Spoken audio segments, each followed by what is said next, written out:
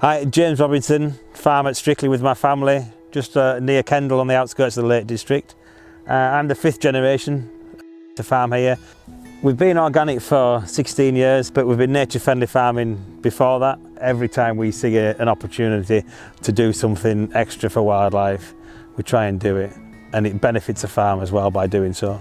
So I love seeing nature come along to the farm, next door to the cows really, and right in among them as well. So we use the hedges as a boundary across between two fields, but they're also the shelter for the cows as well.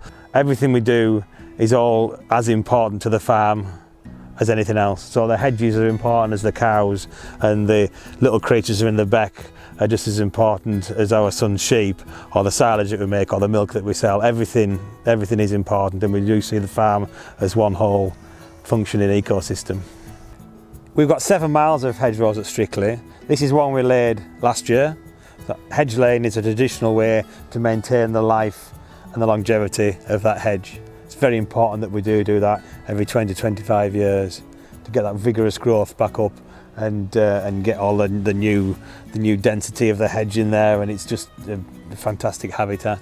We've got hawthorn, we've got some elderberry, we've got some hazelnut. We've also got some blackthorn in this length as well, and then we've got some standard oak trees as well, which we always leave in whenever we come across them. Some are planted as well. Hedges are really important for us at Strickley. They are not just dividing two fields or two crops or two groups of livestock, they're also shelter for those livestock as well. So you'll see livestock hiding behind a hedge, or not so much hiding behind it, but just sheltering behind a hedge when there's the horrible wind and rain and stuff. They're just behind here, and it's just like having a roof over their heads pretty much.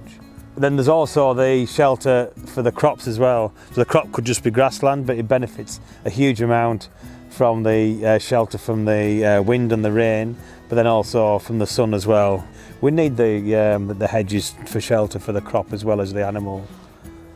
And then they're there for a corridor really to connect habitats, to encourage sort of a diverse genetic makeup of colonies of bats, say, or other mammals or invertebrates and things that can move up and down between habitats. So they're a real vital corridor for wildlife as much as they are a shelter for livestock and fields. It's really important that we have this full range of hedges, of hedge sizes across the farm. This here is less than 1 year old since we've hedged it, so it hasn't really got a lot of fruit on it, and it's not going to have a lot of fruit till next summer. But then you look across there and we've got stuff that's been laid 25 years ago, and that is absolutely full of fruit, full of different sizes as well. So we've got this range of a low hedge to a big bushy hedge and everything in between. It's really important that we have the small stuff and the big stuff as well, different habitats, different species, and lots of different fruit all around the farm. We do about 500 metres of hedge laying a year at Strickley, and we've got to do that to get through this 7 miles that we've got every 20 years.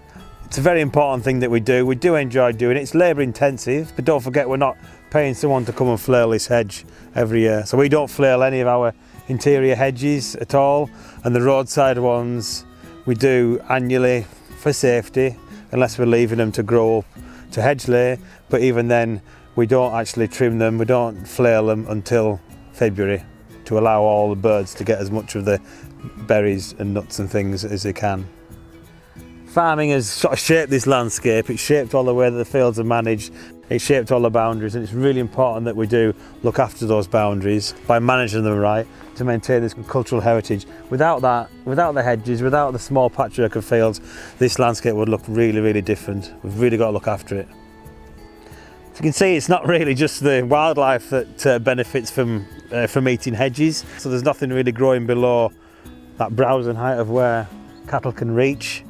But they don't really like the blackthorn, which is why you see down there it's growing out. So cattle really, they'll graze the bits of hedge, they'll browse the bits of hedge that they think they need. So it's full of minerals and stuff, different minerals that they can get from grazing anything on the ground. Do you imagine how deep-rooted hedgerows are? They're pulling up all the different nutrients, vitamins and things out of the ground, different minerals and stuff. So cattle, they're self-medicating really when they are eating the hedge, when they're browsing the hedge, and we're very, very happy for them to do that as well. So it's another benefit from having good, big, healthy hedgerows. no hedges beyond repair. You know, we can coppice off, we can replant, we can hedge lay, we can make the banking back up again where it was that type of hedge. There's lots of stuff we can do. You know, we just need to just make them better really, and there's lots of ways we can do that.